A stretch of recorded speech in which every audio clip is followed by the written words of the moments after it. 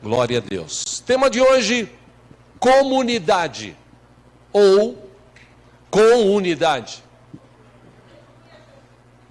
Pergunta é, Jesus pagou um preço caro na cruz do Calvário, preço de sangue.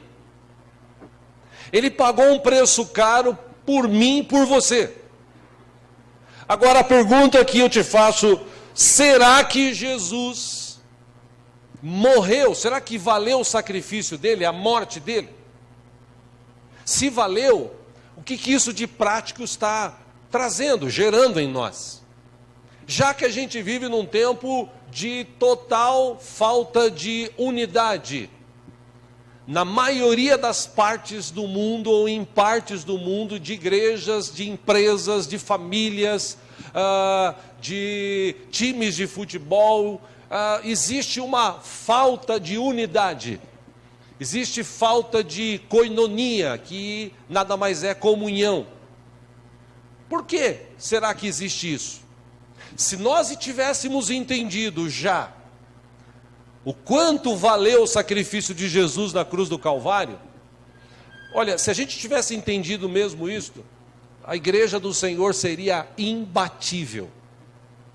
Nós aqui então seríamos imbatíveis, a gente seria uma igreja muito maior.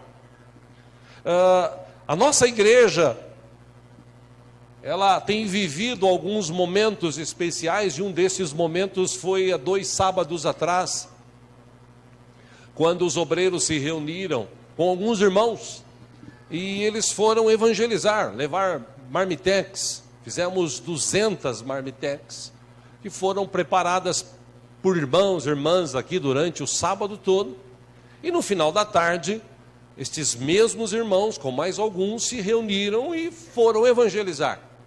Chegaram a um determinado lugar, encontraram muitas pessoas passando necessidade.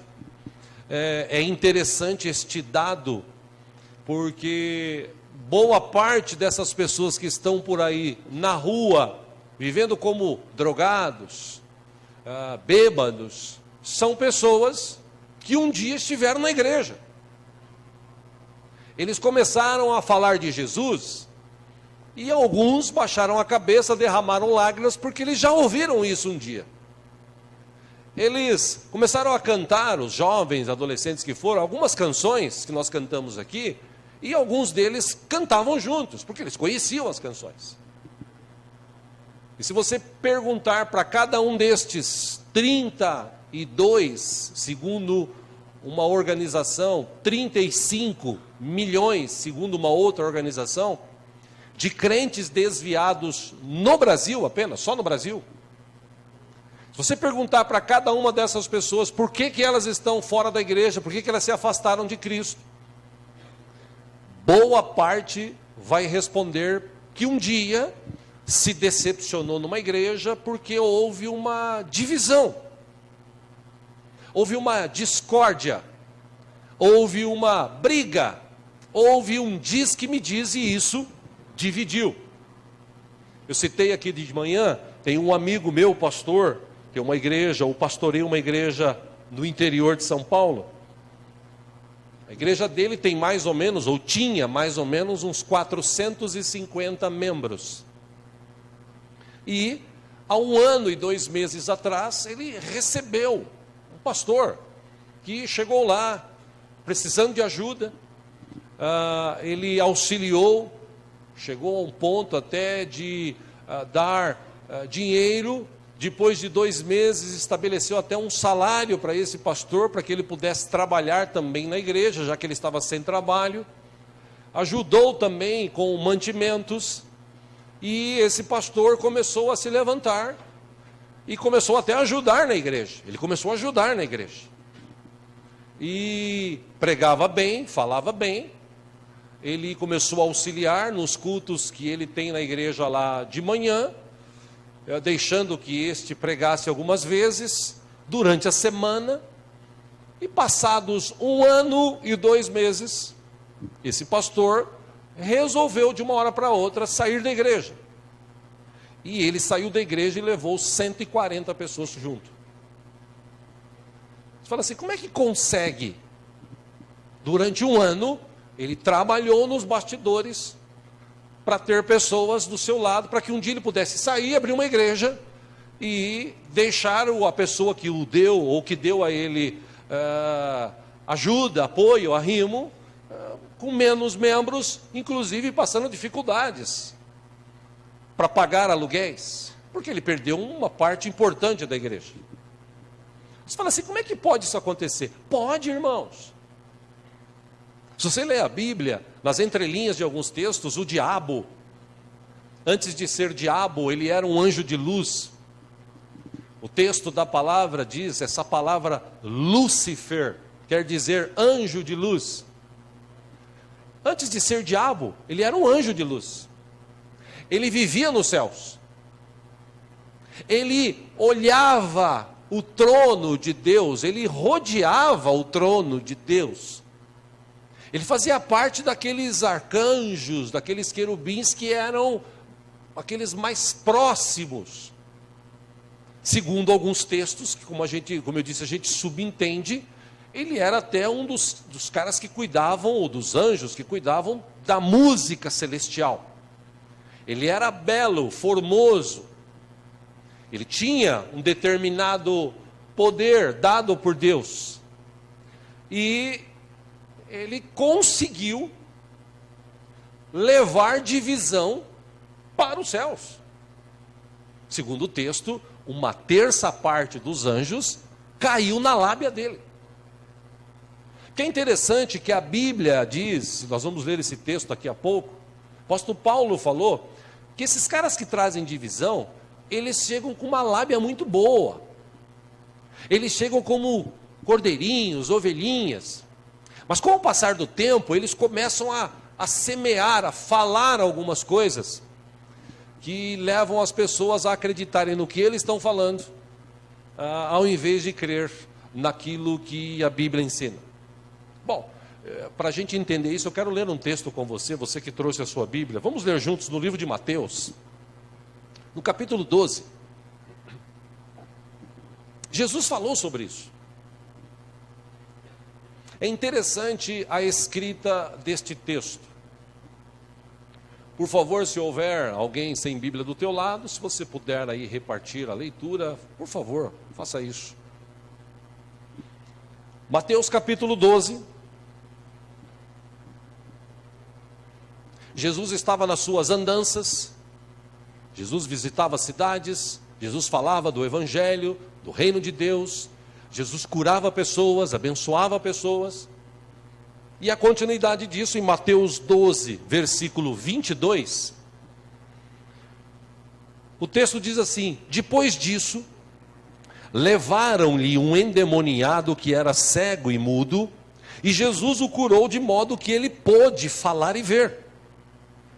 Versículo 23, todo o povo ficou atônito e disse: não será este o filho de Davi?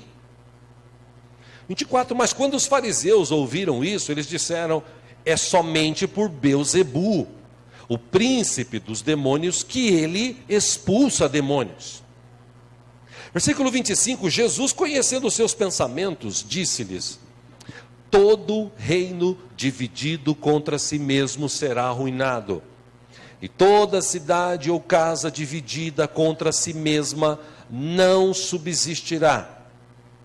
Aí ele olha para aqueles homens e diz, 26, se Satanás expulsa Satanás, está dividido contra si mesmo. Bom, se ele está dividido contra si mesmo, como então subsistirá o seu reino? Versículo 27, Jesus ainda falando com aqueles homens, ele disse: e se eu expulso demônios por Beelzebu, por quem os expulsam os filhos de vocês? Aí Jesus acaba dando uma sentença dizendo: por isso, eles mesmos serão juízes sobre vocês, eles os seus discípulos, em algumas versões filhos. 28, mas se é pelo Espírito de Deus que eu expulso demônios, então chegou a vocês o reino de Deus. Aí Jesus vira-se para a multidão, 29, e diz assim, ele continua dando essa ilustração, esse ensinamento, ele fala: como alguém pode entrar na casa do homem forte e levar dali seus bens sem antes amarrá-lo? Só então poderá roubar a casa dele. 30, Jesus diz: aquele que não está comigo está contra mim. E aquele que comigo não ajunta, espalha. 31, por esse motivo eu lhes digo, todo pecado e blasfêmia serão perdoados aos homens, mas a blasfêmia contra o Espírito Santo não será perdoada. 32, todo aquele que disser uma palavra contra o Filho do Homem será perdoado, mas quem falar contra o Espírito Santo não será perdoado, nem nesta era, nem na que há de vir. Eu imagino que o pessoal ficou olhando para o outro assim e falou: oh. Aí 33, Jesus olha e fala assim: considerem, uma árvore boa dá fruto bom, e uma árvore ruim dá fruto ruim, pois a árvore é conhecida por seu fruto. Versículo 34, Jesus volta-se para aqueles fariseus e diz: raça de víboras, como podem vocês que são maus dizer coisas boas? Pois a boca fala do que está cheio o coração. 35, Jesus diz, voltando-se para a multidão: o homem bom do seu bom tesouro tira coisas boas, e o homem mau do seu mau tesouro tira coisas más. 36, mas eu lhes digo que no dia do juízo os homens haverão de dar conta de toda palavra inútil que tiverem falado. 37, último, pois por suas palavras vocês serão absolvidos e por suas palavras serão condenados. Interessante esse texto que Jesus, eu falei aqui de manhã, eu não quero me ater aqui, duas coisas me chamam a atenção além do que eu quero falar. Primeiro, o pecado contra o Espírito Santo. Pecado contra o Espírito Santo, já ouvi muitas versões, tem muitas vertentes, tem muitos teólogos que falam muitas coisas, mas na minha concepção, pecado contra o Espírito Santo, já que a Bíblia diz que é o Espírito Santo que convence, é quando você diz, ou a pessoa diz para o Espírito Santo, ou para Jesus: não, eu não quero. Escuta, mas você precisa mudar de vida. Não, eu não quero, eu prefiro viver essa vida aqui. Esse, segundo alguns teólogos, ou a maioria deles, é considerado como um pecado de blasfêmia. Deus quer te salvar, Deus quer te ajudar, e a pessoa fala: não, eu não quero. Tudo bem que ela tem direito. Então Jesus diz: cuidado com as coisas que você fala contra o Espírito Santo. Jesus disse: falou contra o Filho do Homem, tem perdão. Falou contra o Espírito Santo, cuidado, não tem perdão. Cuidado com o que você fala. Aqueles homens atribuíram a obra que Jesus estava fazendo ao diabo. Você vê como é que é religiosidade. Caras que estavam dentro da igreja, das sinagogas, caras que estudavam a palavra, e estudaram tanto, como Paulo falou, que a letra na vida de muitos mata, o espírito vivifica, mas a letra mata. Estudaram tanto que morreram espiritualmente, eles eram religiosos. Aí eles veem aquele movimento que Jesus estava fazendo, eles vão lá para ver. E quando Jesus olha para aquele homem e ora por ele, é interessante que na descrição de Lucas, com a ajuda dos irmãos aqui no telão, Lucas capítulo 11, o mesmo texto, versículo 14 apenas, Jesus estava expulsando um demônio que era mudo. E quando o demônio saiu, o mudo falou e a multidão ficou admirada. Ou seja, também aprendam que existem demônios aí que são mudos. E eles entram na vida das pessoas e deixam essas pessoas mudas. Quem sabe até surdas. Existem demônios que têm este mal e levam para a vida das pessoas. Porque é interessante, nos dois textos isso é claro. Jesus orou pelo mudo e o que Jesus falou? Mudo, volte a falar? Não, Jesus disse assim: sai demônio. E o demônio saiu e o cara voltou a falar. Então, duas coisas que esses caras erraram. Primeiro, eles atribuíram esse milagre, essa cura, essa libertação ao diabo, porque eles eram do diabo, eles eram religiosos, e religião não salva ninguém. A religiosidade que tinha no coração deles era tão grande, que eles chegaram a julgar o ato de Jesus. Esse aí está expulsando por causa de Beelzebu. Aí Jesus ouve aquele burburinho e ele volta-se para ele e fala o seguinte: escuta, o diabo pode ser tudo, menos tonto. Porque reino dividido não prospera. Como é que pode o diabo expulsar outro demônio se faz parte da mesma laia? Aí Jesus disse para aqueles homens: cuidado com o que vocês falam contra o Espírito Santo. Cuidado com as suas atitudes, porque o diabo está aí. O diabo conseguiu dividir.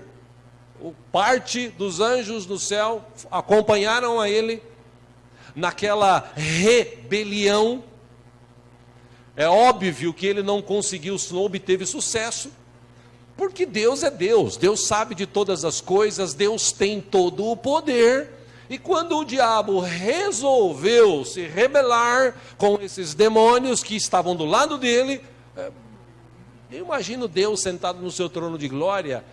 Eu não imagino luta, guerra, eu imagino Deus estalando o dedo, e você fala assim, talvez esteja assistindo muito filme, né?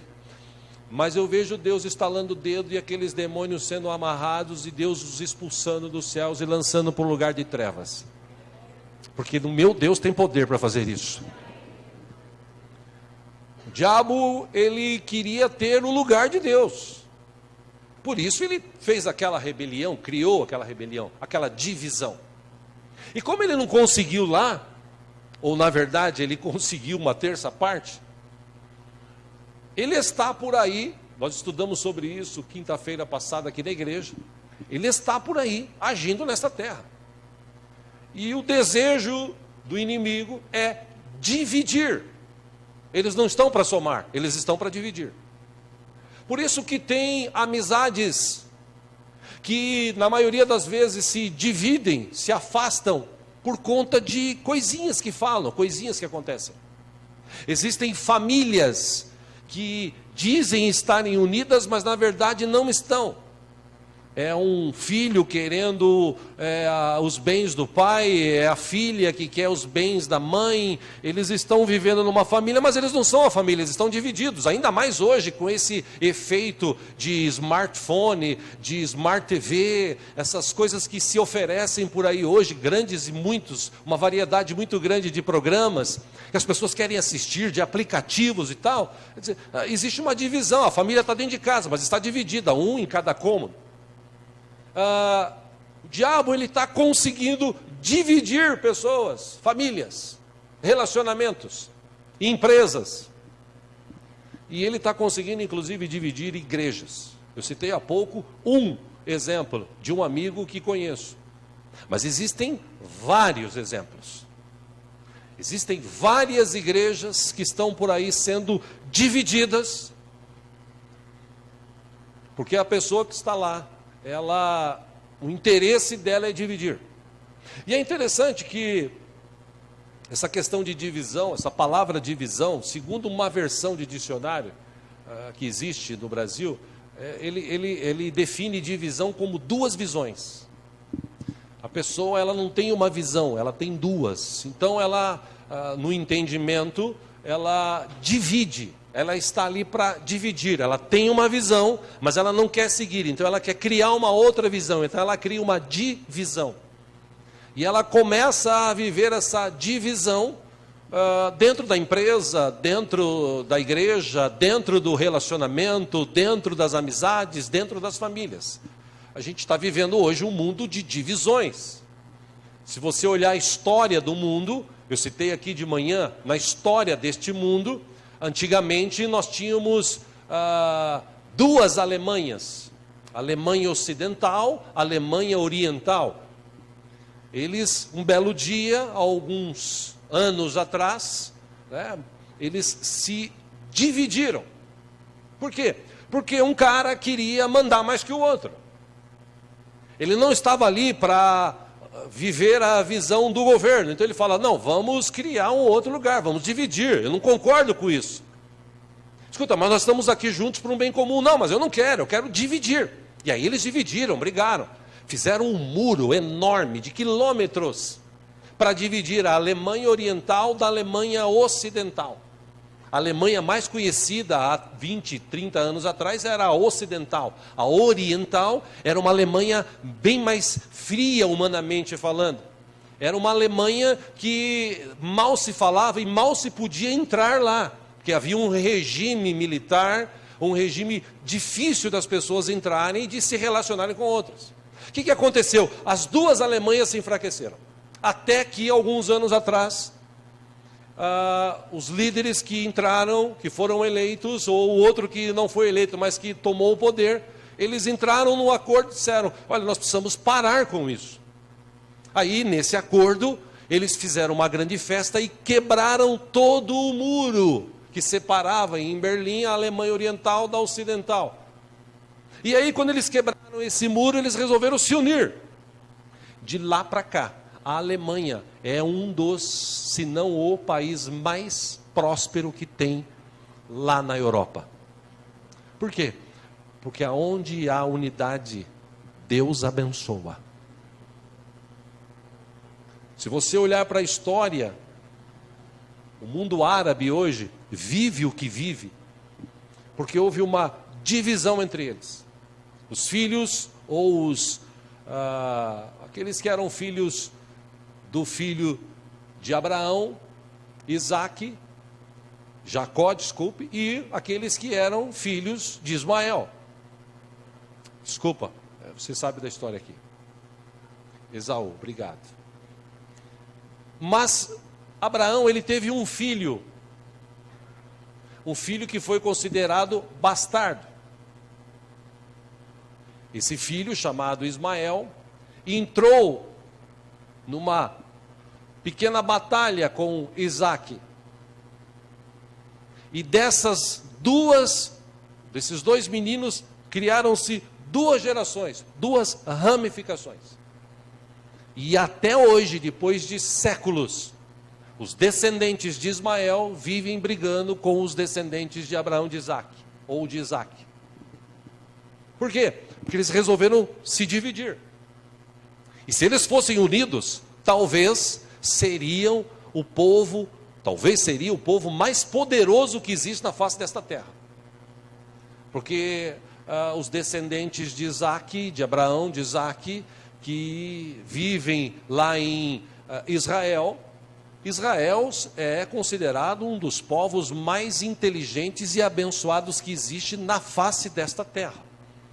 Haja visto que os maiores ganhadores desse prêmio Nobel que existe por aí em várias categorias, ao longo desses últimos anos, pelo menos 30, 40 anos, são pessoas oriundas lá de Israel. Ou seja, se eles fossem unidos, eles seriam um povo muito mais abençoado. Mas acontece que o diabo entrou no meio e dividiu. Existem hoje, lá na África, eu citei também aqui de manhã, na África. A África, ela é considerada um país assim como o Brasil. A terra africana é uma das terras mais boas, mais prósperas que tem. Você fala assim: pastor, mas lá tem deserto, tal. Sim, mas tem muitos lugares lá que são excelentes para plantação, para as pessoas investirem. Mas por que isso não acontece? Porque ao longo dos anos foram criando-se tribos e mais tribos, que brigavam umas com as outras e se separavam.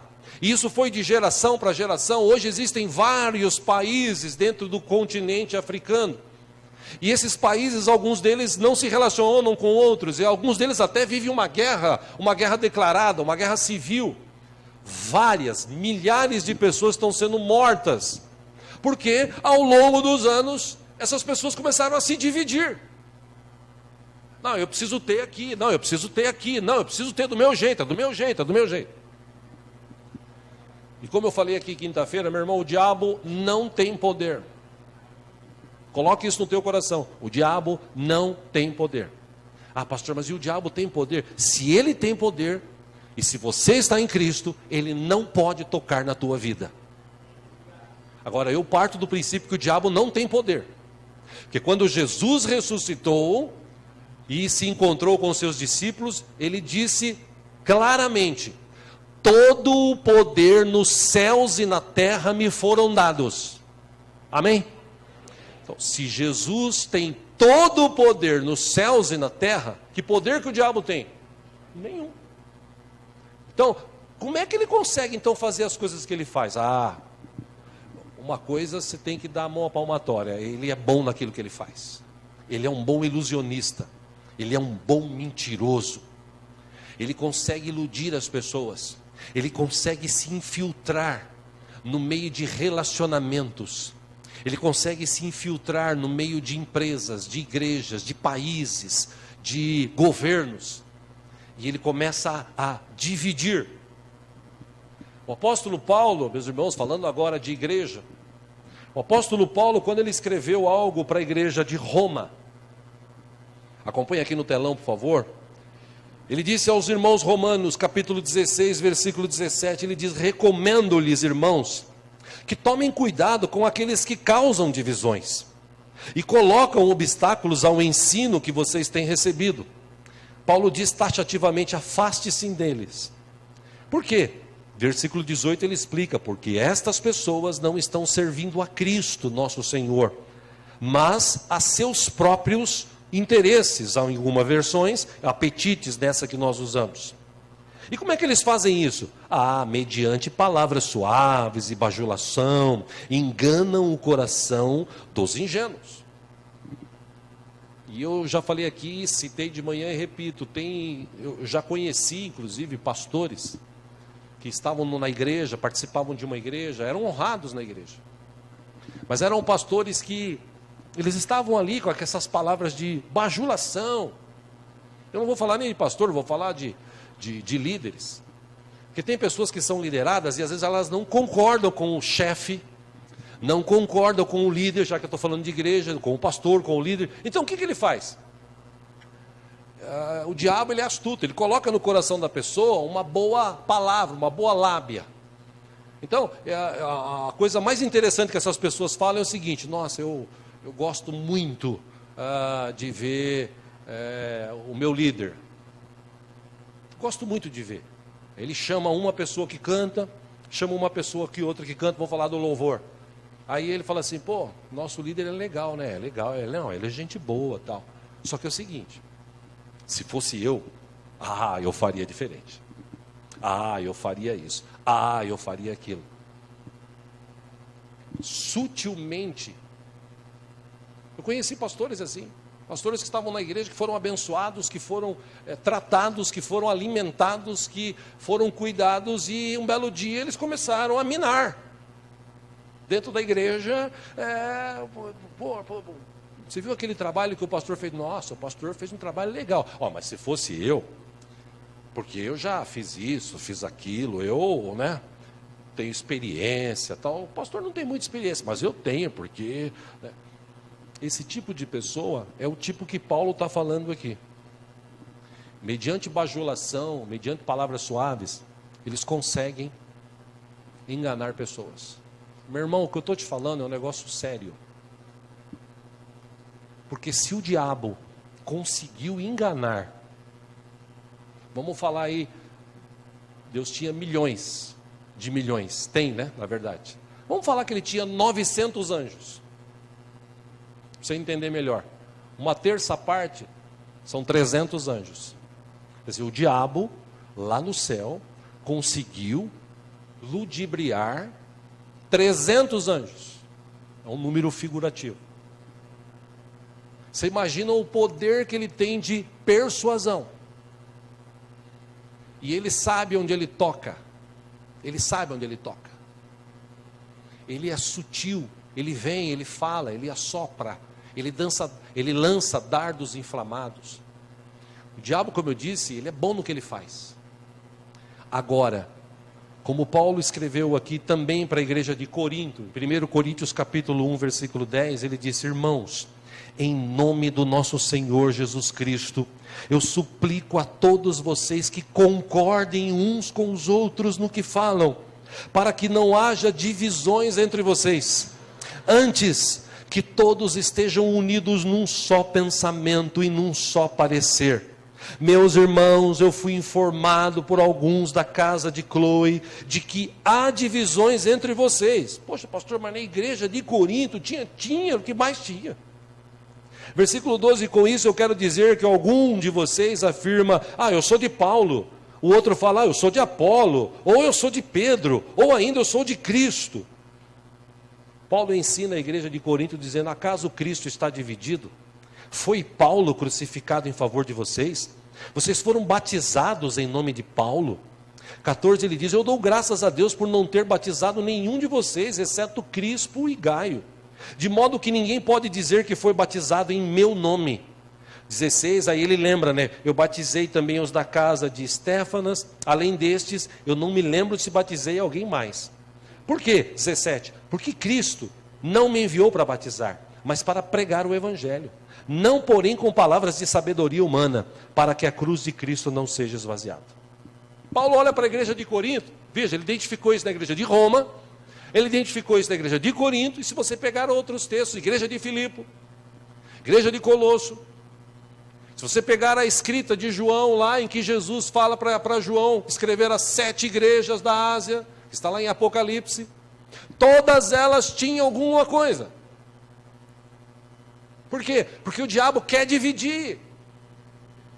O diabo, quando vê você feliz, quando vê você, por exemplo, na tua família feliz, ele quer que você seja triste, ele quer dividir tua família. Quando o diabo vê uma igreja crescendo, ele quer dividir. Tolo é aquele que fica ouvindo a voz do diabo. Tolo é aquele que fica pensando, eu fiz isso, fiz aquilo outro, e ninguém nunca me valorizou. Tolo! Você não faz as coisas na igreja por mim, ou para a placa da igreja. Você faz porque você ama a Deus, e a Bíblia diz, tudo que você faz para Deus, Deus vai te recompensar. Agora, o diabo quer dividir, ele quer tirar pessoas da igreja. O diabo quer afastar pessoas. Quantas pessoas estão desviadas hoje? Afastadas do Evangelho, por quê? Porque um dia o diabo criou uma divisão. Ele dividiu igrejas. Ele dividiu famílias. E o pior é que as pessoas, elas estão cada vez mais acreditando na obra do diabo. Meu irmão, se a gente estiver unido com unidade, ou como uma comunidade, o diabo pode vir por um caminho, mas se a gente estiver junto, ele vai fugir por 7 caminhos. O diabo pode lutar contra a igreja, se, presta atenção no que eu vou te falar, isso que é muito importante, se a igreja, nós aqui, orássemos 1, 2, 3 vezes, que seja 3 vezes, numa semana, juntos, vamos dizer, a gente marca aqui, pastor, vamos marcar uma oração, 6 horas da manhã, 7 horas da manhã, a gente vem aqui, ora 15 minutos, se nós fizéssemos isso 1, 2, 3 vezes por semana, a nossa igreja já tinha o dobro de gente, a nossa igreja seria muito mais próspera. Eu duvido que haveriam pessoas passando necessidade, só se fosse muito ignorante, para não falar burro. Porque quando você é unido, quando tem unidade, aonde tem unidade, Deus abençoa. E Deus tem abençoado esta igreja, porque aqui ainda existe algumas pessoas que vivem com unidade. Eu estou falando de algumas, que eu gostaria que fosse todas. E por que eu estou falando isso? Porque tem gente que não está nem aí, tem gente que está... Se a igreja crescer, cresceu, se a igreja não crescer, não cresceu. Na verdade, a gente vive hoje aquele tempo de cada um por si. Cada um por si. Essa é a expressão que se usa hoje, cada um por si e Deus por todos. Não, tem que cuidar da minha vida. Não. Você tem que se dedicar pelo teu próximo. E quanto mais você se dedicar pelo teu próximo, mais Deus vai abençoar e menos problemas você vai ter. Essa é a grande sacada do Evangelho. Evangelho não é para você vir para a igreja e pedir bênção, ficar rico, ter dinheiro. Evangelho não é para você ficar procurando aí bênção, correr atrás de bênção, como muitos tolos correm atrás de bênção. Eu vou naquela igreja que tem um profeta. Eu vou naquela igreja agora porque está tendo um culto de sacrifício lá para entregar. Eu vou naquela igreja agora que tem aquele culto que expulsa os capeta lá. Eu vou naquela igreja agora, porque aquela igreja é do rastapé, do rastafari. Aquela igreja tal, os caras pulam, os caras, eu vou naquela igreja e tal, corre para lá e corre para cá. Tolo! Porque a Bíblia diz que os sinais seguirão aqueles que crerem. Você não precisa correr atrás da bênção, a bênção está em você. Mas o diabo quer trazer divisão na vida das pessoas, na mente das pessoas. E por isso as pessoas vivem assim. O que a gente tinha que fazer? Viver unidos, unânimes. Uma só fé, um só amor, um só batismo, um só Deus, Pai de todos. Esse é o nosso Deus. Se a gente entendesse isso, com certeza a nossa igreja seria muito maior. Quero começar a encerrar aqui citando um texto, na verdade 2 textos. Um deles está em 1 João, capítulo 1, versículo 7. Essa versão aqui é na versão da linguagem de hoje. Mesmo texto de outras versões, aqui na linguagem de hoje foi definido assim: se vivemos na luz, como Deus está na luz, então estamos unidos uns com os outros. E o sangue de Jesus, o seu Filho, nos limpa de todo pecado. Amém? A verdade é que essa unidade, ou essa falta de unidade, está destruindo vidas, famílias, pessoas até que se afastam da igreja, pessoas que às vezes estão no meio da igreja. Porque lembre-se, irmão, Jesus não enganou ninguém. Jesus não enganou ninguém. Jesus disse que no meio da igreja haveria joio. Então, se haveria, como há joio e trigo, trigo tem conteúdo, joio não tem. Eles são parecidos, mas joio não tem conteúdo, trigo tem. Então, se os dois iriam crescer juntos, e Deus ia permitir isso dentro da igreja, é uma parábola que Jesus contou, mas figurativa relacionada à igreja. Então, se existem pessoas, até na nossa igreja deve ter, eu oro para que não. Eu até nas minhas orações eu falo assim: Senhor, eu sei que tem que ter trigo e joio, mas por favor que tenha mais trigo, né? Menos joio. Mas tem na igreja isso. E esses que são considerados joios, eles estão aí e para e fala: ó, o culto foi uma benção hoje, né? Foi legal. Mas você sabe que aqui nessa igreja, eu até já oro, tenho orado, pedido a Deus: Senhor, quando for um visitante na igreja, que ele sente do lado da pessoa certa. Sério, eu oro assim: senta do lado da pessoa certa. Porque tem certas pessoas que ele senta do lado, e ele senta assim, a pessoa fala: gostei dessa igreja. Fala, a igreja aqui é legal. Só que é o seguinte, é incrível, né? Mas tem gente na igreja assim. Gente que está ali para dividir. Gente que às vezes não faz nada. Gente que só critica. Gente que só acusa. Gente que deveria entender que a graça de Deus que foi revelada em Cristo Jesus trouxe salvação para todos. Por que Deus resolveu salvar todos? Porque todos pecaram. Não tem aquele santinho, santão. Existem pecadores. Deus amou o mundo de tal maneira que deu o seu único filho para quê? Para que todo que nele crê não morra, mas tenha vida eterna. Se nós tivéssemos entendimento disso, quando a gente chegaria na igreja, ou quando a gente chega na igreja, a gente tinha que olhar para o outro e falar assim: você é novo aqui? Poxa, glória a Deus que você veio. Tomara, você já é cristão? Não. Poxa, pode contar comigo. Tomara a Deus que o Espírito Santo fale no teu coração. Se você não tiver coragem, então ora: Senhor, toca no coração dessa pessoa que está do meu lado, que ela possa até se converter hoje, em nome de Jesus. Se a gente fosse assim, mais unidos, com certeza o reino de Deus já estaria muito maior nessa região toda aqui. Mas ainda há tempo da gente despertar e da gente alcançar muitas vidas, se nós formos unidos. Deus nos chamou para sermos unidade. E em Efésios, no capítulo 4, versículo 2, para a igreja de Éfeso, Paulo escreveu o seguinte: sejam completamente humildes e dóceis, sejam pacientes, suportando uns aos outros com amor. Tá certo, pastor, eu entendo a Bíblia, porque tem um irmão aqui que eu suporto mesmo. Na verdade eu não suporto, mas eu tenho que suportar. Tem que suportar. O irmão aqui, meu Deus do céu.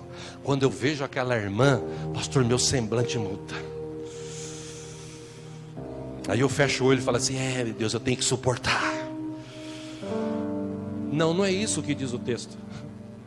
Do grego para o português, a expressão que deram foi suportando, mas na verdade, do grego para o português é dar suporte. Isso aqui é suportar, dar suporte. Então Paulo fala para a igreja de Éfeso: sejam pacientes, suportando uns aos outros com amor. Versículo 3 ele diz: façam todo o esforço. Ou seja, a gente precisa se esforçar. Amém? Crê nessa palavra? Fala para a pessoa que está do seu lado: a gente precisa se esforçar. Para que a gente precisa se esforçar? Para conservar a unidade do Espírito pelo vínculo da paz. Amém? Unidade do Espírito pelo vínculo da paz. E por quê? Paulo explica, ele fala: há um só corpo, um só Espírito, assim como a esperança para a qual vocês foram chamados é uma só. Versículo 5 ele diz: há um só Senhor, uma só fé, um só batismo, um só Deus, Pai de todos, que é sobre todos, por meio de todos e em todos. Então, se a gente tiver essa unidade, essa comunhão, se algumas pessoas saírem da zona de conforto, pararem de ser joio e ser trigo, e trabalharem, se esforçar, e esperar pelo Senhor, meu irmão, você vai ver que vai entrar gente por essa porta, que a gente não vai ter condição de ter 2, talvez 4 cultos, mesmo assim a gente vai encher esse lugar, e vai ser obrigado a comprar outro lugar, para ganhar vidas que vão se achegar. Por quê? Porque eles estão vendo que Deus está aqui, que existe comunhão, que existe unidade. Lá em Atos, quando a igreja começou, a primeira igreja desta terra, lá em Atos, aquela igreja cheia do Espírito, aquela igreja tinha tanta comunhão, que o próprio texto de Atos 2 diz que eles caíram na graça do povo. O povo olhava e falava assim: nossa, o que esses caras têm? Sim, eles têm comunhão, eles se ajudam. Você vê como é que eles se ajudam? Pois é, essa é a ideia de Cristo para a igreja. E eu encerro dizendo o seguinte: nós fazemos parte do corpo de Cristo. Igreja não são 4 paredes, igreja somos nós. Nós fazemos parte do corpo de Cristo. Tem membros que são mais importantes que os outros? Não. Diante de Deus nós todos somos iguais. Cada um tem uma função diferente, mas faz parte do mesmo corpo. Por isso que Paulo diz: não adianta o dedo falar: mão, eu não quero mais pertencer a você. Não, porque faz parte, está integrante. A sua mente controla o seu corpo. Tudo funciona. Eu não tenho tempo aqui, mas se você estudar sobre o corpo humano profundamente, você vai ver que existem células, bilhões de células, que Deus criou para cada corpo, para que elas possam juntas, unidas. Quando a gente está dormindo, naquela posição de dormir deitado, a gente está dormindo, mas o nosso corpo está trabalhando, unidos, para manter ele vivo. Amém? Quando Deus me chamou e te chamou, a gente faz parte do corpo de Cristo. Enquanto a gente está aqui agora, na noite, daqui a pouco participar da ceia e ir embora dormir, tem alguns irmãos lá do outro lado do Japão, que daqui a pouco vão despertar, e vão trabalhar. E enquanto eles estão lá despertando e trabalhando, eles estão orando. Eu tenho certeza que tem gente lá no Japão, lá na China, que está falando assim: Deus, abençoa os seus filhos em toda a face desta terra. Como eu faço quando vou dormir, eu falo: Senhor, abençoa todos os meus irmãos em Cristo espalhados na face da terra. Que enquanto eles estão trabalhando, ou enquanto eles estão dormindo, eu estou orando. E enquanto eu estou dormindo, eu tenho certeza que tem gente que está orando por mim. Ou seja, a gente está mesmo corpo, que um ora pelo outro, que um se esforça pelo outro. Se houver essa unidade, eu tenho certeza que muitas coisas maravilhosas vão acontecer ainda este ano aqui nesta igreja, na minha e na tua vida. Amém? É mesmo? É. Se a gente viver a unidade, coisas tremendas vão acontecer neste lugar. Porque aonde há unidade, existe a bênção de Deus. Amém? Mesmo assentado, fecha os teus olhos por um instante.